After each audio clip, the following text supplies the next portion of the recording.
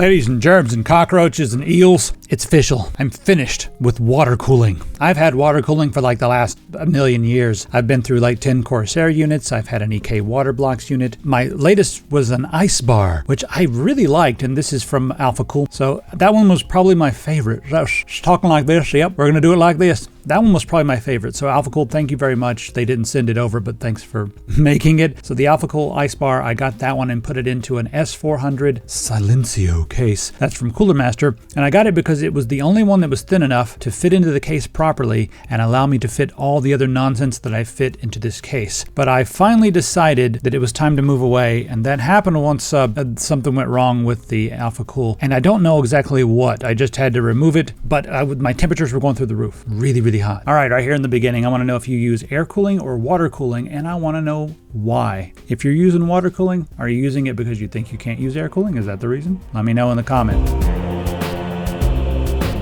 I always use OEM keys. I grab them over at whokeys.com. This is the price you're going to pay for Windows 11 Pro if you get a retail key. Let's check those prices on whokeys.com. $30, we can do better. Put in TS25, click apply. There we go, $23.22. You got Windows 11 Pro, Windows 10 Pro, Windows 11 Home, Windows 10 Home, and we have a couple different flavors of LTSC. 2021 gets updates until 2027, and the 2021 IoT edition gets updates until 2032. Also, if you're sick of paying that monthly fee for Office, you can get an offline version of Office. They've got 2019 and 2016. 2016 will get most people by, in my opinion. You can also use the coupon code TS25 on these to save 25% on this as well. Let's go ahead and check out with our copy of Windows 11 Pro. All right, just put in my card info.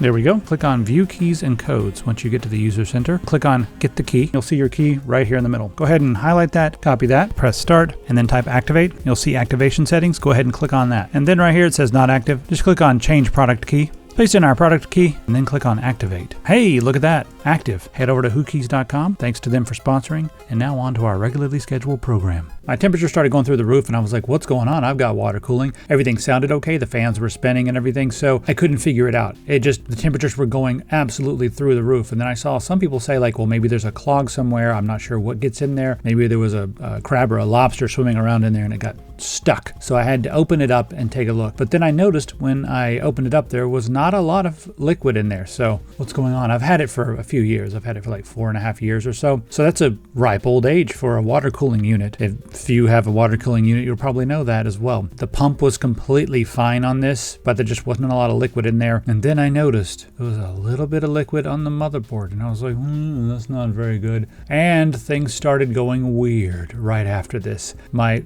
stick of RAM, the one that was closest to my CPU socket, it started throwing errors like crazy. I was getting blue screen. So not only was I overheating, anytime I tried to do anything, edit a video, I don't know, anything that was strenuous, play a video game, overheat, die, and then yes, it was like 5 minutes dead. That was the first clue. Second clue was things started blue screening. I ended up having to replace it, and now that I've found this right here, it's secret, I guess, that's censored. The blur is on. That's what's really going on. After I found this, I decided I'm just not going to go back to a water cooling unit. It's not worth the space that it takes up. It's not worth the hassle. It's not worth the trying to figure out how to mount it correctly so that the reservoir is above the pump and everything, or above the CPU block. It's cool and all if you want to still use those things, but I think the point that I'm trying to make here is that a lot of us have no need for them other than the aesthetics now, because CPU technology is getting better and air cooling technology is getting much better. So this is the Phantom Spirit 120 Evo. I'm not doing a review on this. That's not what this video is. Picked up one of these, and I had a couple Noctua fans, so I'm using those, even though these seem pretty nice. I might have just been fine with these, but the other point is I don't want to hear this system at all. So I've got a 5950X, and that's a notoriously hot CPU. But with this in there, I'm doing a stress test. It runs in the 70s. That's fine.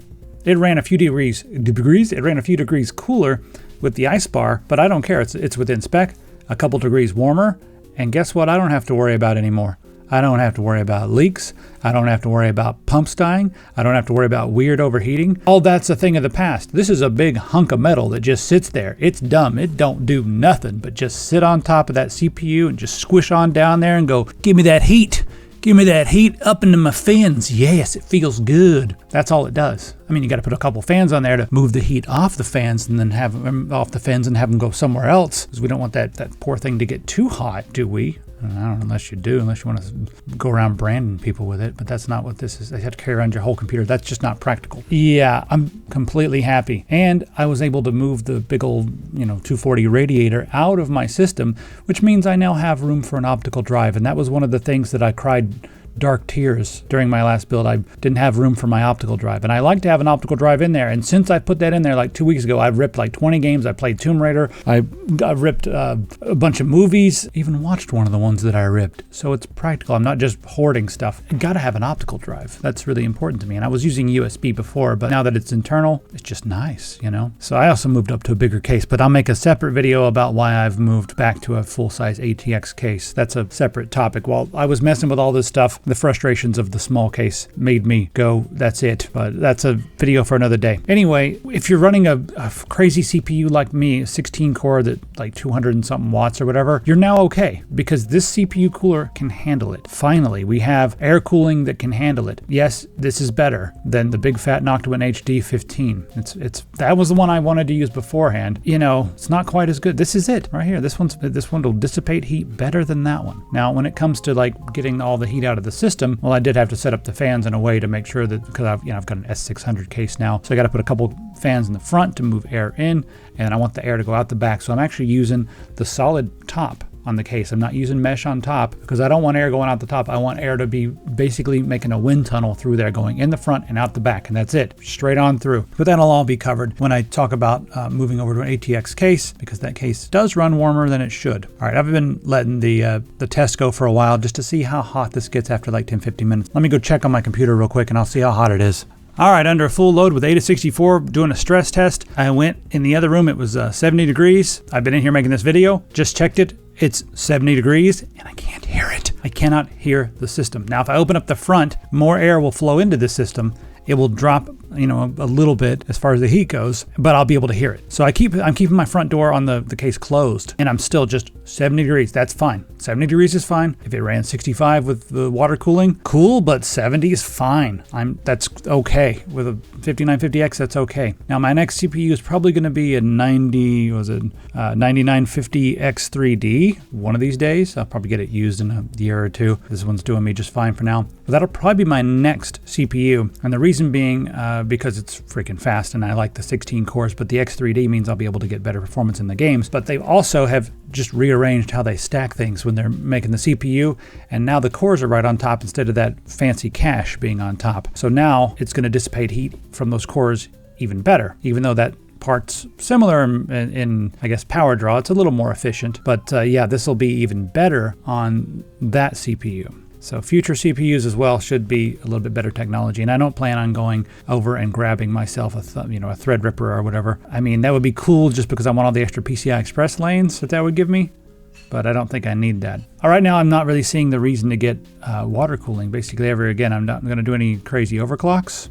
I mean, undervolting is the new overclocking, people keep telling me, right? So yeah, if you're someone who just keeps running water cooling and you're like, what am I doing? Why am I doing this? You don't have to anymore. Like, this thing, really, really freaking good. So I've moved away from camp water cooling and I am fully in camp fancy air cooling. I still need a couple fans on there. And I feel like this has been a long time coming because I had like 3 of these things go bad over the years. I mean, they all eventually go bad. And it was usually the pump going bad, which is weird because the pumps in these things are almost the same all the way across the board. But I won't say which Corsair that went bad the most often, but it was weird every time one of them went bad. And I don't know exactly what caused the issues with the ice bar, other than the fact that it just wasn't a lot of water in there, and there was some water on some other stuff.